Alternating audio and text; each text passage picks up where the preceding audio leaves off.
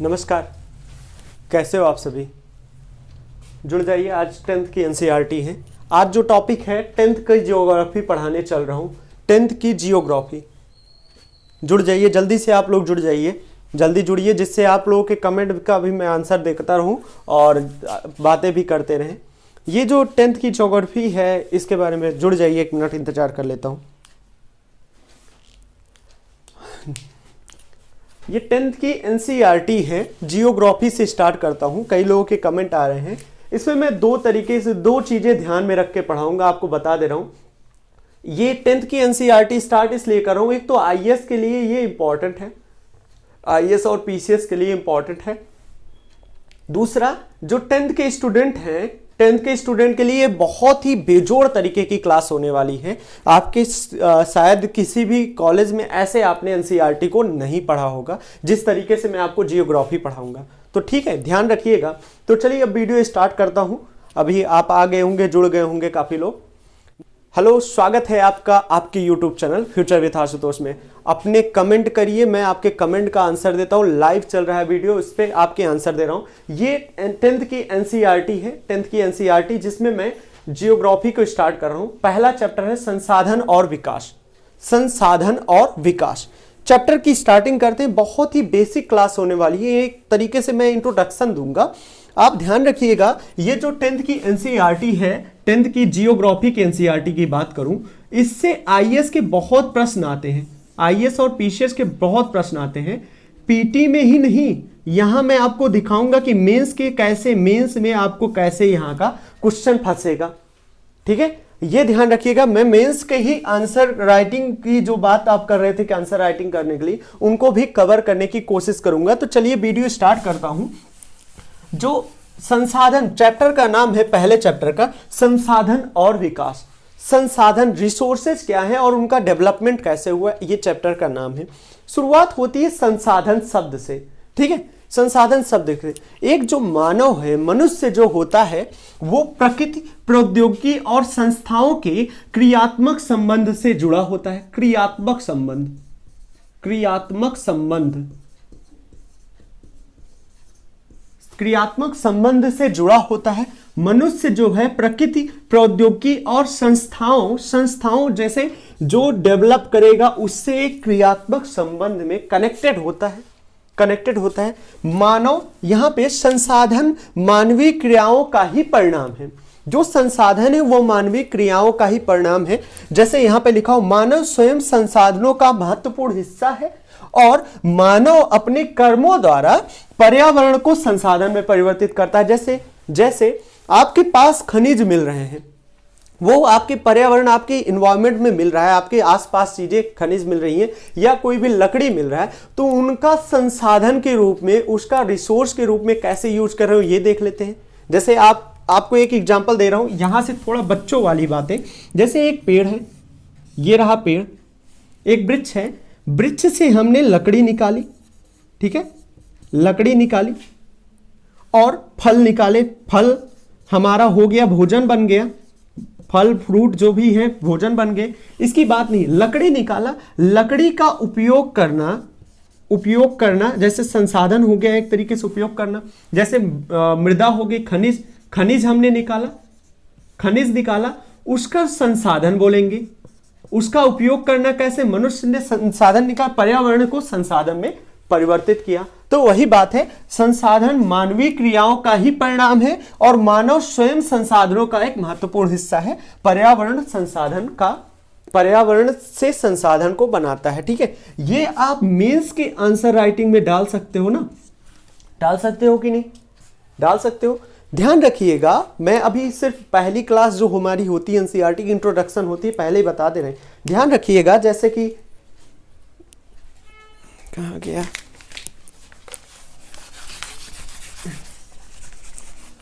ध्यान रखिएगा, एक सेकंड, ध्यान रखिएगा। जैसे आप क्या करते हो, गलती क्या करते हो, मेंस के लिए बात करूं तो, पीटी की तो बात मैंने कर दिया, मेंस के लिए देखिए एनसीईआरटी को ही आप बेसिक बुक बनाइए। एनसीईआरटी को बेसिक बुक बनाइए। एनसीईआरटी को क्यों बनाना है, एनसीईआरटी लिखा किसने है, भारत के श्रेष्ठ विद्वानों द्वारा लिखा गया है। श्रेष्ठ विद्वान जो नेशनल लेवल के विद्वान हैं उन्होंने एनसीईआरटी को लिखा। ठीक है, भारत के श्रेष्ठ विद्वानों ने एनसीईआरटी को लिखा है। और वही देखिए टीचर यहाँ पे जो आपकी मेंस की कॉपी चेक करेगा, मेंस की कॉपी चेक करेगा, वो भी मतलब उसी एनसीईआरटी का पार्ट होगा या तो वो एनसीईआरटी पढ़ के आया होगा। और आप अगर आंसर भी एनसीईआरटी का ही लिख रहे हो तो उसकी जो सोचने का तरीका है और आपके सोचने का तरीका मैच करेगा तो आपके जो आंसर होंगे उसको अच्छे लगेंगे और आपके नंबर अच्छे आएंगे। पहला पॉइंट हो गया। दूसरा पॉइंट ये है कि आप जब भी मेंस में जब इनको लिखोगे तो एक बहुत ही बढ़िया आइडिया देगा कि आंसर कैसे लिखा जाता है। एनसीईआरटी इसलिए पढ़ते हैं।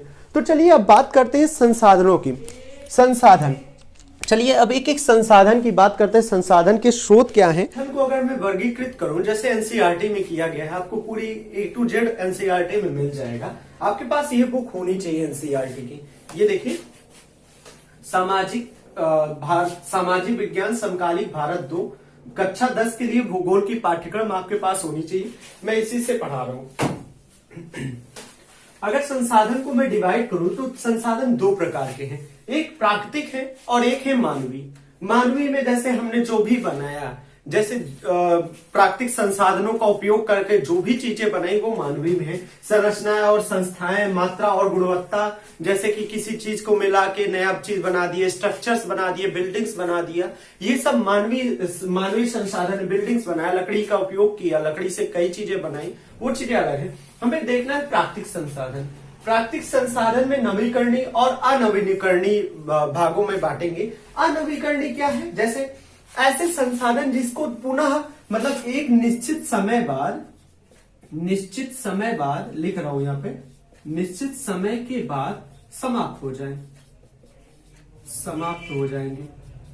ऐसे संसाधन जो निश्चित समय के बाद समाप्त हो जाएंगे, यानी इनकी मात्रा जो है वो लिमिटेड है। जैसे अगर बताऊं तो पेट्रोल हुआ, डीजल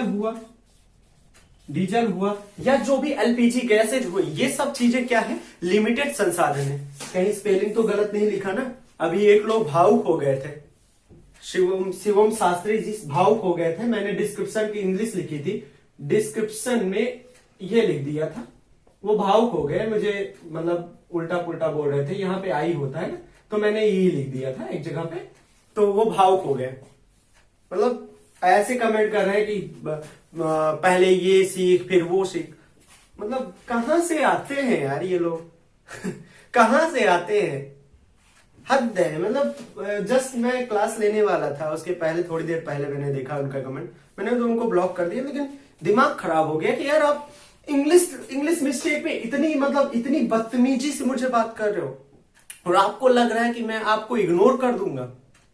ये संभव नहीं है। देखिए आप अच्छे कमेंट करिए। अगर आप अच्छे कमेंट नहीं कर रहे हो, आप बुरे कमेंट कर रहे हो या कुछ गंदे कमेंट कर रहे हो, तो मेरे चैनल पे आपकी कोई जगह नहीं है। आपको साफ शब्दों में कहता हूं, फ्यूचर विद आशुतोष में आप जैसे लोगों की कोई जगह नहीं है। आप अगर ऐसे कमेंट कर रहे हो तो आपको मैं ब्लॉक करूंगा। सीधी बात है। यहां पे मैं मजाक नहीं कर रहा हूं। यहाँ पे कपिल शर्मा का शो नहीं चल रहा है, कॉमेडी शो नहीं चल रहा है। यहाँ पे सीरियस एक आईएएस पीसीएस की तैयारी के लिए चल रहा है। तो इसको ध्यान में रख के आप कुछ करना है, ठीक है? ये चीजें दिमाग में रखिएगा कि यहाँ पे कुछ अच्छा करने का प्रयास कर रहा हूँ, आपसे एक पैसे ले नहीं रहा हूँ। अगर आपको नहीं देखना तो हटिए ना। 50 और सैकड़ों चैनल पड़े हैं, लाखों चैनल पड़े हैं, यूट्यूब से लेके दुनिया भर की। जाइए ना, मूवीज देखिए, जाइए ना, कुछ फालतू की चीजें देखिए, कॉमेडी शो देखिए, टीवी देखिए, कुछ भी मोबाइल पे देखिए, किसी से चैट करिए, सोना बाबू करिए। लेकिन यहाँ पे क्यों कर रहे हो भाई? यहाँ पे आपकी कोई जगह नहीं है। यहाँ पे रहिए तो थोड़ा संभल कर रहिए। आप लोगों के सारे मतलब सैकड़ों लोग हैं जो मुझे अच्छा कमेंट करते हैं, बहुत अच्छा कमेंट करते हैं, लेकिन एक दो बंदे ऐसे मिल जाते हैं कि फिलहाल ये तो अलग ही मुद्दा है। मतलब बस यही सोच रहा हूं, तब से सुबह से मैं यही सोच रहा हूं कि ये लोग पैदा कहाँ होते हैं। चलिए, अनवीकरणीय के बारे में बता दिए कि इनके निश्चित समय के बाद बंद हो सकते हैं, मात्रा लिमिटेड है, इनका दोहन जो है हम कर रहे हैं। जैसे आज के समय में लगभग सभी चीजें पेट्रोल डीजल हो गई। नवीकरणीय योग्य क्या है? नवीकरणीय योग्य जो मात्रा में ना तो लिमिटेड है और ना ही खत्म होने वाले सतत ऊर्जा प्राप्ति का संसाधन है। जैसे अगर मैं लिखूं पवन ऊर्जा, सूर्य ऊर्जा, सूर्य ऊर्जा क्या, सूर्य ऊर्जा, पवन ऊर्जा, और ये जल ऊर्जा ये होगी, ज्वारीय ऊर्जा, ये सब ज्वारीय ऊर्जा, यहां लिख दूं ज्वारीय ऊर्जा। क्या ये कभी खत्म होने वाली चीजें हैं?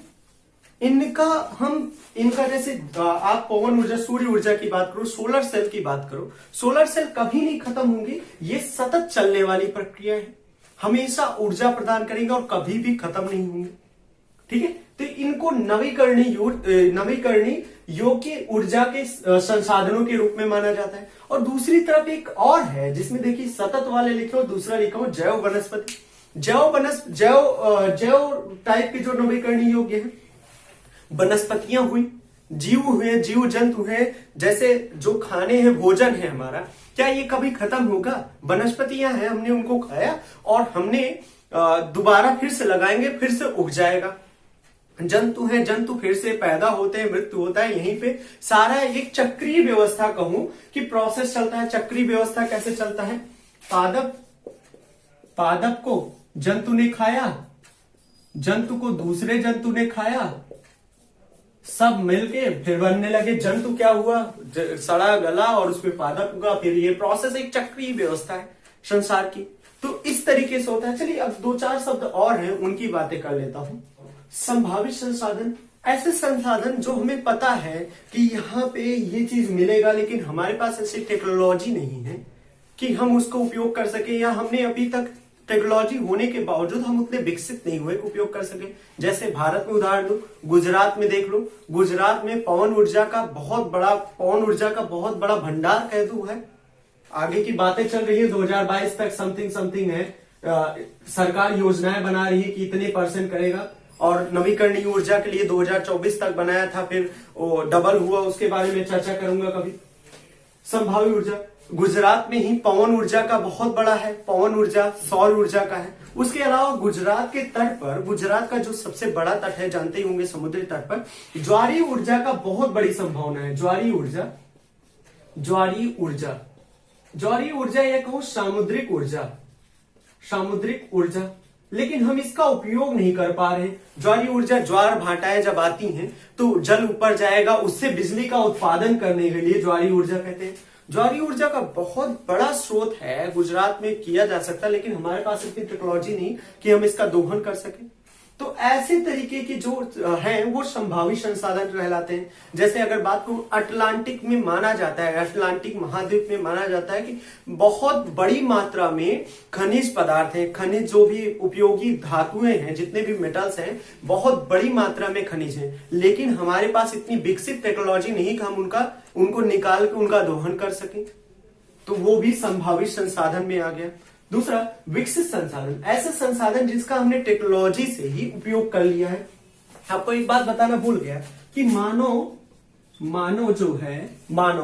पर्यावरण को प्रौद्योगिकी का इस्तेमाल करके, प्रौद्योगिकी का प्रयोग करके संसाधन बनाता है। मानव पर्यावरण को प्रौद्योगिकी का उपयोग करके ही संसाधन के रूप में उपयोग करता है। वही बात हो रही है। अविकसित ऐसे संसाधन जिसका विकास करना अभी तक हमारे बस की ही बात नहीं थी। जैसे मैंने उदाहरण दिया कि अटलांटिक में सोने का बहुत बड़ा भंडार, सोने का नहीं, मुख्य खनिजों का बनाया जाता है। और ऐसे अफ्रीका महाद्वीप में सोने का भंडार माना जा रहा है, बहुत बड़ा भंडार है। उधर रूस में भी माना जाता है, कोयले का बड़ा भंडार है। ऐसे कई चीजें हैं, बहुत माना जाता है, लेकिन हमारे पास इतनी भयानक टेक्नोलॉजी नहीं है कि हम उसका दोहन कर सके। या टेक्नोलॉजी है भी अगर, तो उसको खुदाई करने में, उसके खनिज को निकालने में इतना ज्यादा महंगा पड़ जाएगा कि वही बात होगी 9 की लकड़ी और 90 लोहारी, वही वाली बात होगी।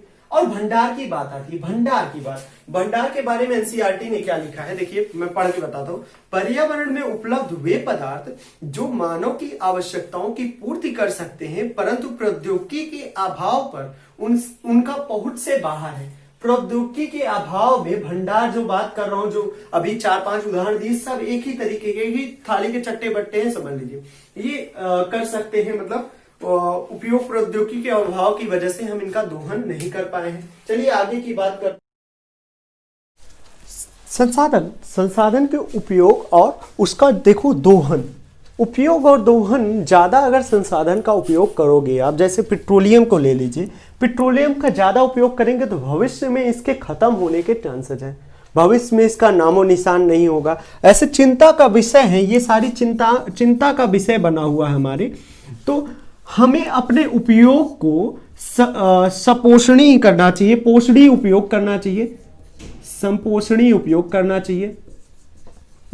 चाहिए, इन्हीं बारे में एक नई चीज है विश्व परिषद पर जो बात उठ रही है, सतत पोषणीय विकास की। सतत पोषणीय विकास क्या है, इसके बारे में हम चर्चा करेंगे नेक्स्ट वीडियो पे। उम्मीद कर रहा हूँ आपको वीडियो अच्छा लगा है तो अपने कमेंट भी अच्छे से कमेंट करिए और लोगों को शेयर करिए, सभी को शेयर किया करिए। और अपने टेलीग्राम चैनल पे ज्वाइन हुई है, जहाँ पे आपको PDF फाइल भी मिल जाएंगी, बहुत सारी चीज़ें, और मुझसे आप बात कर सकते हो। बाकी अगर कुछ बातें छूट रही तो एक बार डिस्क्रिप्शन देख लीजिएगा, जहाँ पे मैं आपको सारे लिंक दूंगा, प्रीवियस ईयर की क्लासेस के लिंक दूंगा, और एक सीक्वेंस में एक लिंक मिलेगा, वहाँ पर आपको एक सीक्वेंस में क्लासेस मिल जाएंगी, प्लेलिस्ट की लिंक मिल जाएंगी। तो उम्मीद कर रहा हूँ वीडियो अच्छा बनाया हूँ, कोशिश अच्छी करता हूँ, बाकी आप लोगों का प्यार है।